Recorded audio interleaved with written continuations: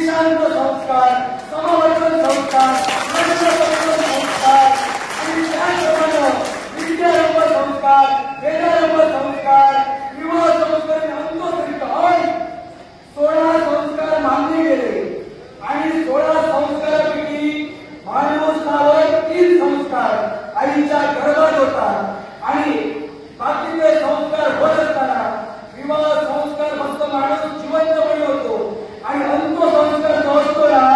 तो मेल्यानंतर होतो. म्हणून या विश्वाच्या खाली मी संस्कार संपन्न नाही